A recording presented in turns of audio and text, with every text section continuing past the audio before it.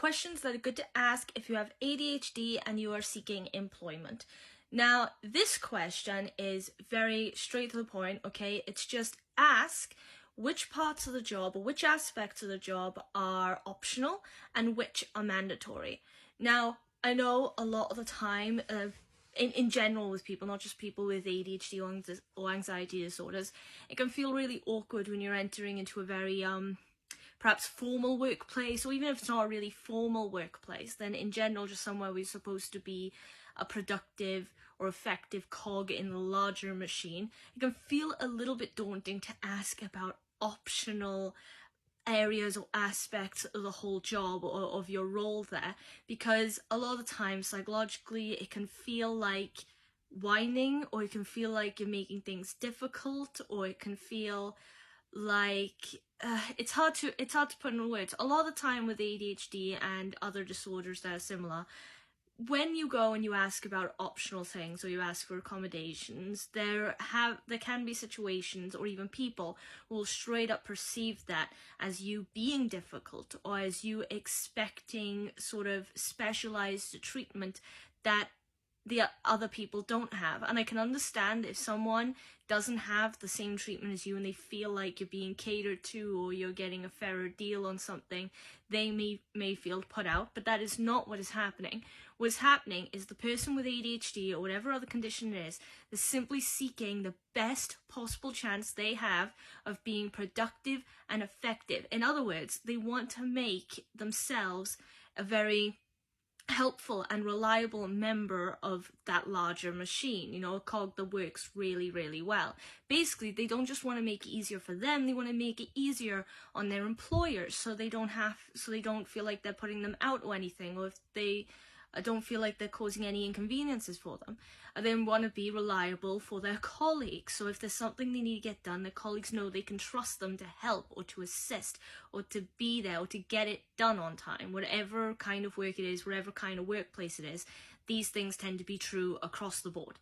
So, but asking, like initially, before you actually go into the job, which parts of the job are optional and which are mandatory is absolutely essential. And again, if you have ADHD, you don't have to disclose that you have ADHD. It is your choice. But if you feel like there are going to be certain symptoms of your ADHD that will present like larger challenges or issues, especially in the grand scheme of things, then you might want to disclose it, just so then you're kind of getting a jump on the issue before it actually happens, before it causes any issues with other people, not just yourself.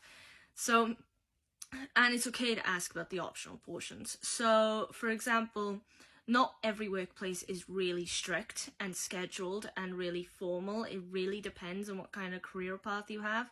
For instance, if you were to become, say, someone who's involved in the entertainment areas, like if you were an actor. Now, actors have the option of turning down jobs. Sometimes it's not advisable, depending on if you're trying to get your name out there, or if you need the money, for example, from a job.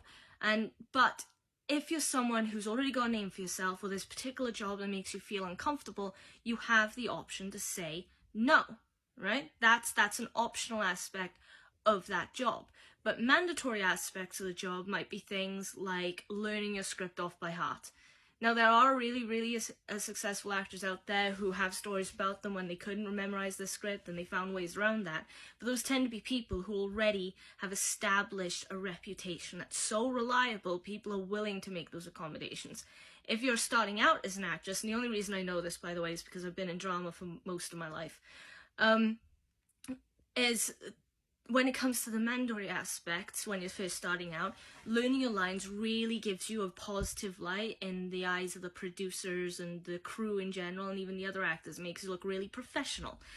But also it means they don't have to accommodate you for forgetting things, and it means if you can remember them really quickly, then they can just get on with takes one after the other. They don't have to worry about retaking them too much. So that's one area. In really formal, more formal and structured places, like say in an office, then say if the typical hours you're supposed to be working is from sometime in the morning to sometime in the late afternoon or something like that, or if you work in a shop and you have this many hours that you need to work, right? then that area is mandatory. You have to work those hours. You don't get to choose what hours you work unless it comes into something like, I don't know, you really, really badly need to be in the hospital, like you're really, really ill, or you haven't taken a lot of time off work, so now you're entitled to 1 day off work, or the general holidays that everyone is given, or if you're a woman and you become pregnant, so you need maternity leave. Those kinds of things, yeah, are different. Those are kind of accommodations already in place. But specifically for you as an individual, the hours are mandatory. But optional aspects might include things like what part of the store you work in, what exactly you're doing. Are you stacking shelves? In which case you can put any obsessive or compulsive like symptoms that you have in your ADHD, because that can happen as well, into effect by stacking the shelves, and that's something that can give you a bit of predictability and control, make you feel comfortable and relaxed. Or are you going to be working on the till, in which case you have to constantly talk to people that you don't know, or interact with people you don't know, or sit still for long periods of time, or stand still for long periods of time, all of which can be issues if you have ADHD. So this is what I'm talking about.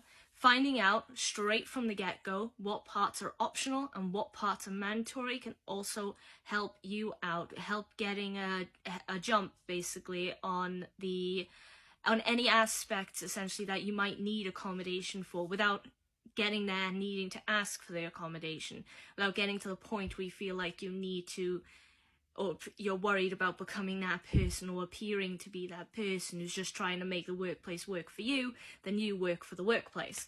So that's just a good question. And again, it really depends on the job, because like I said, there's loads of jobs out there that are really flexible, really informal, or are willing to accommodate everyone. Some workplaces actually have like their own personal slogans or whatever about how they are there, or they strive to make the workplace as accommodating and as relaxing and as convenient for their workers as possible. In other words, the people in charge put a lot of stock in that. And in other workplaces, if we're being honest, then the people who work for them, they just treat as basically automatons. They're expected to do this, they have to do this. If they don't meet up to the standards of that workplace, then they are fired, or they're demoted, or some other kind of punishment may occur. So there we are. That's just a good question to ask. And also, that's probably a good question to ask whenever you're undertaking any task that you feel like you may run into a few issues that are associated with your ADHD. Anyway, so I'm gonna leave the video there. Now, if you like the video, please leave a like and follow me on TikTok. Also, if you have any comments or questions or requests for future videos, questions, yeah, I did say questions, then please put that in the comment section, and also subscribe to the YouTube channel and repost the video. Now with that, please enjoy your evening, night, day, wherever you are, and hopefully I'll see you in the next video. Till then, bye!